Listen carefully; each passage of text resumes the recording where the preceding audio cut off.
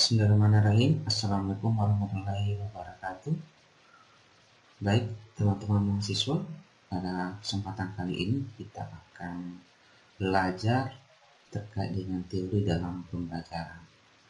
Ada beberapa teori dalam pembelajaran, tapi pada kesempatan kali ini kita akan membahas salah satu teori belajar, yaitu teori belajar bioheuristik. Nah, apa pandangan teori belajar menurut beberapa para ahli nanti akan kita bahas.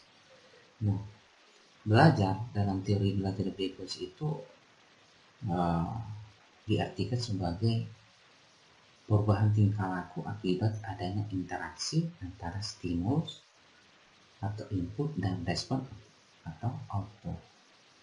Jadi dalam teori belajar bioheuristik itu bahwa belajar itu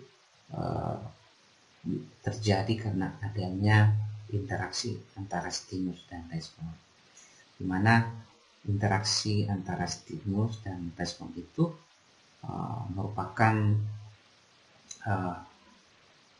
suatu yang bisa kita amati, yang bisa kita ukur, yang bisa kita nilai secara konkret dari perubahan tingkah laku. Jadi dari proses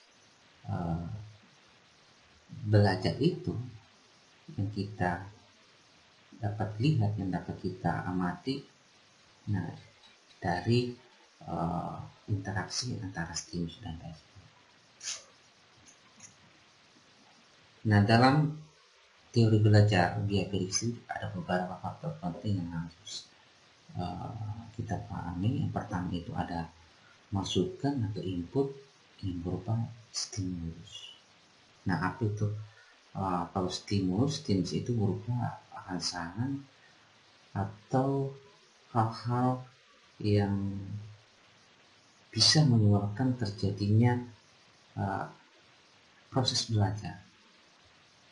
Jadi stimulus itu juga bisa datang dari lingkungan yang bisa menyebabkan seseorang untuk belajar.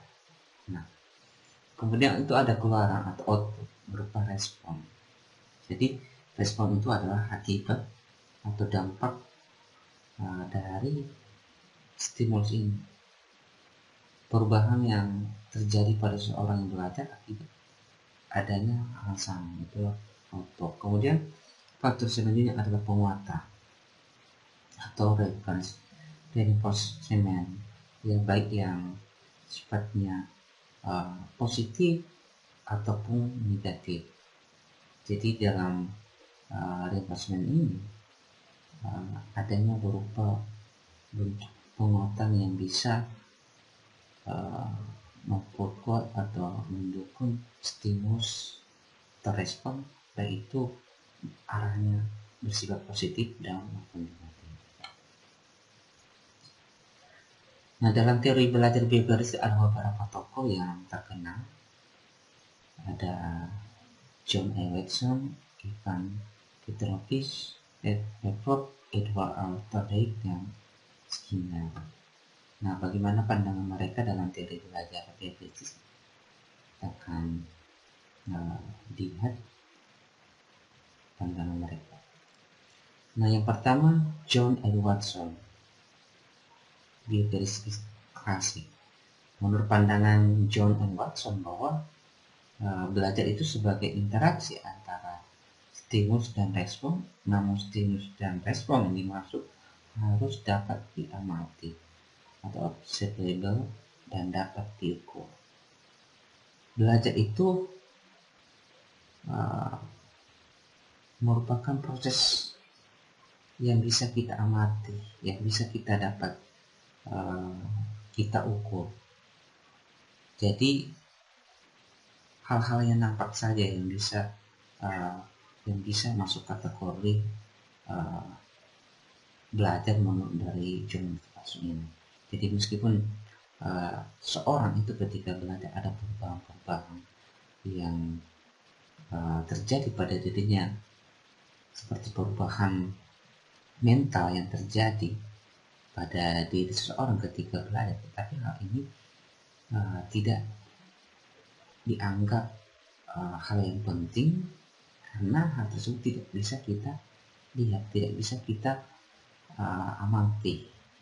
Jadi dalam teori John Watson bahwa hal yang penting itu bahwa dalam proses belajar itu ada sesuatu yang sifatnya bersifat dapat diamati, yang dapat bisa kita lihat, yang dapat bisa kita ukur secara real dengan indera kita.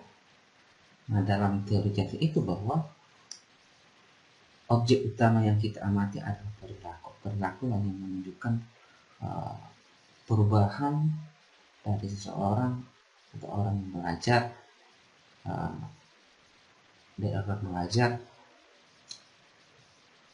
yang menyebabkan terjadinya proses perubahan dari perilaku mereka.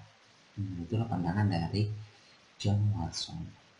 Teori berikutnya adalah Ivan Petrovich Pavlov, classical conditional. Nah, dalam pandangan teori belajar Pavlov bahwa satu tindakan interaksi antara stimulus dan respon. Jadi pada umumnya juga bahwa belajar itu adalah proses interaksi antara stimulus dan respon. Nah, perubahan tingkah laku maka dianggap telah belajar. Jadi dalam teori pandangan belajar Pavlov bahwa ketika seseorang itu sudah diberikan stimulus dan merespon apa yang telah diberikan, maka itu bisa dikategorikan sebagai tindakan belajar. Jadi hal-hal apa saja yang menyebabkan seseorang itu berubah ketika diberikan stimulus dan melakukan respon, maka itu dikatakan telah melakukan proses belajar. Nah, dalam proses belajar dalam menurut teori itu perlu adanya pembiasaan. Nah, pembiasaan itu dalam belajar itu penting, ya. Nah, perilaku seseorang itu bisa berubah itu karena adanya proses pembiasaan. Jadi pembiasaan dalam kehidupan sehari-hari kita, untuk kita mau berubah, ya, berubah itu perlu adanya pembiasaan. Ketika pembiasaan itu sudah sering dilakukan, maka kegiatan-kegiatan yang kita lakukan tersebut sudah menjadi hal yang biasa dan mudah untuk kita lakukan. Maka dalam teori belajar dari Pavlov ini bahwa pembiasaan itu hal yang sangat penting dilakukan. Kemudian teori selanjutnya adalah tokoh selanjutnya adalah Edward Thorndike. Nah, Thorndike ini juga dikenal sebagai teori koneksionisme. Nah, menurut Thorndike bahwa belajar merupakan proses koneksi antara stimulus respon yang berujung pada perubahan tingkah laku. Jadi bersama juga dengan teori-teori tersebut bahwa stimulus itu apa saja yang bisa menyebabkan atau merangsang seseorang untuk melakukan perubahan untuk mau melakukan kegiatan belajar.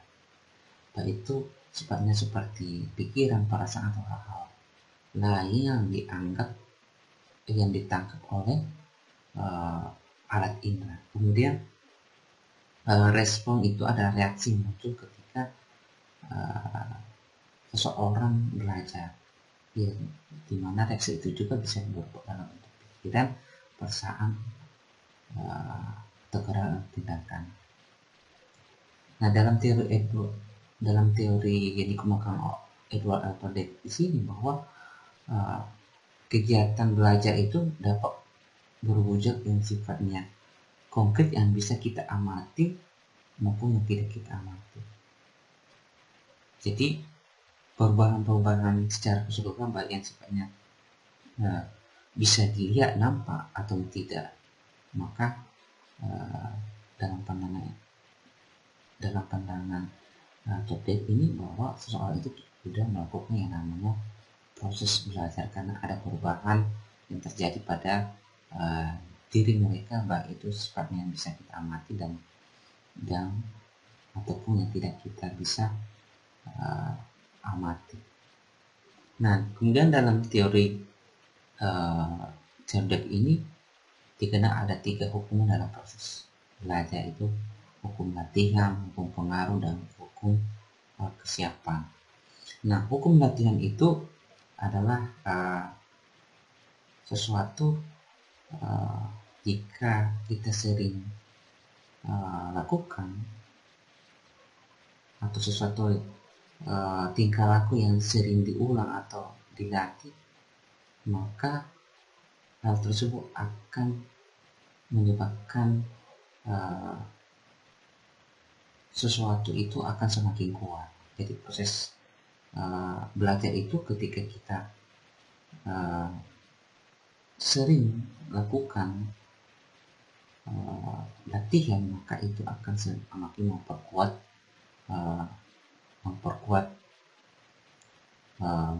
pemahaman kita. Kemudian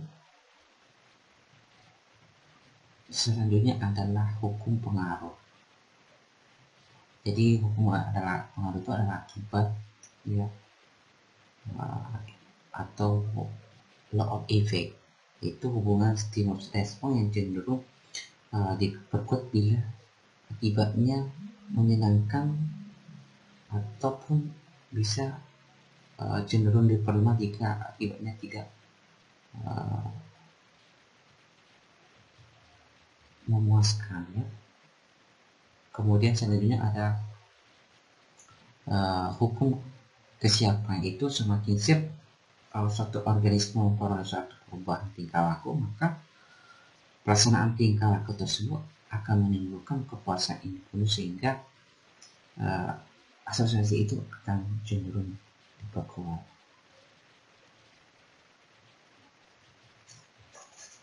Nah, kemudian teori selanjutnya adalah Skinner. Menurut Skinner, bahwa hubungan antara stimulus dan respon terjadi melalui interaksi dengan lingkungannya akan menimbulkan perubahan tingkah laku. Kemudian unsur terpenting dalam belajar adalah penguatan. Jadi dalam teori belajar menurut Skinner, bahwa penguatan itu sangat penting dalam proses belajar. Jadi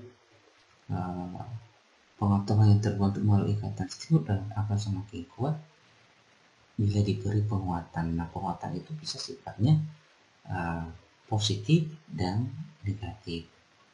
Nah, contoh penguatan yang sifatnya positif itu bisa diberikan hadiah, penghargaan terhadap seseorang atau siswa ketika mereka belajar. Kemudian penguatan yang sifatnya negatif seperti pemberian hukuman, penundaan nilai. Nah, itulah contoh dari penguatan yang sifatnya negatif. Terima kasih atas perhatiannya. Assalamualaikum warahmatullahi wabarakatuh.